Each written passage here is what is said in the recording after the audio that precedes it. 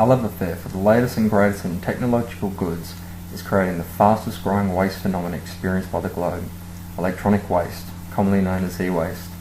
As the latest phone, television or gadget is released, little consideration is given in regards to the resting place of obsolete technology.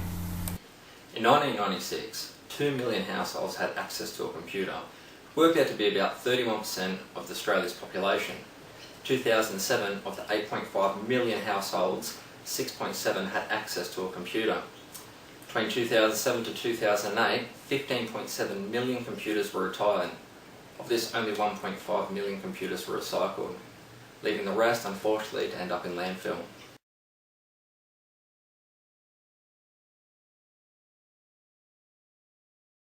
In the construction of many electronic goods, heavy metals are extensively used and when crudely recycled, offer significant detrimental health impacts to those exposed. Mercury is a known substance that causes significant neurological health issues. Cadmium affects bone and kidney function, and lead, found in the solder of electronic goods, also impairs neurological functions. These heavy metals, such as mercury, are also known to be bioaccumulative and as such affects not just an individual, but entire biodiversity.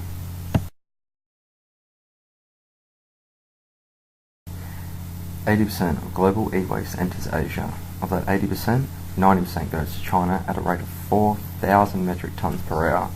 Considering an average 1 tonne of obsolete mobile phone waste produces 100 kilograms of copper, 3 kilograms of silver and 200 grams of gold, it's enough to lure the poorest of people to conduct dangerous recycling techniques for such a small reward. Due to the lax environmental policies within developing countries, electronic carcasses are carelessly dumped, posing a massive environmental issue. This map shows the route our e-waste travels to get to India, Pakistan and to China. From Australia it goes in through Singapore and then filters out either through into India or into China, and from there will go and filter out into either legitimate businesses or more likely into backyard recycling plants.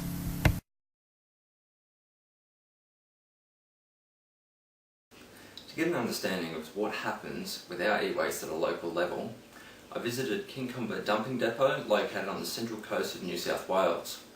Now while I was there, I was able to ask a few questions to the people that work there and get an overall look as to what happens with our e-waste. I was impressed by what Gosford City Council is providing. Room for televisions, computers, monitors and other computer paraphernalia are readily available and accessible to the public.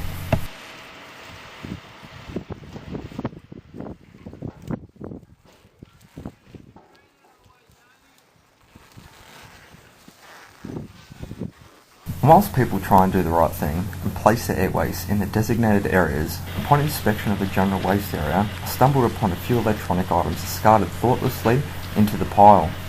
2 old stereos, 3 old DVD players and a microwave were sitting at the edge of the pile, leading me to question how many other e-waste items lay underneath the pile, destined for a landfill site, where the heavy metals will slowly leach out of the product and into the environment.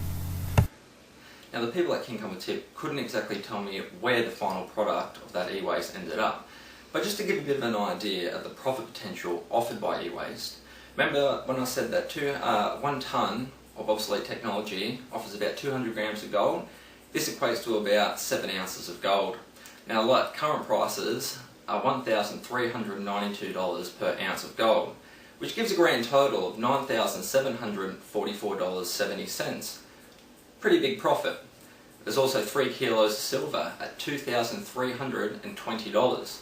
And finally 100 kilos of copper, which equates to about $550. This brings a grand total of $12,614 worth of profit potential from just 1 tonne. Now that's a lot of money considering the 15.7 million computers that retired in 2007 to 2008. The bottom line is, in order to reduce e-waste, the sole responsibility doesn't necessarily lie purely on the producer, but on us as the individual and the consumer. After all, it is a supply and demand market.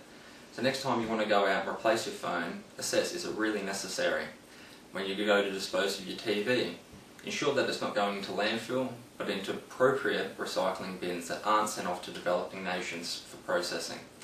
This way we can ensure that resource sustainability is capable into the future for all electronic goods.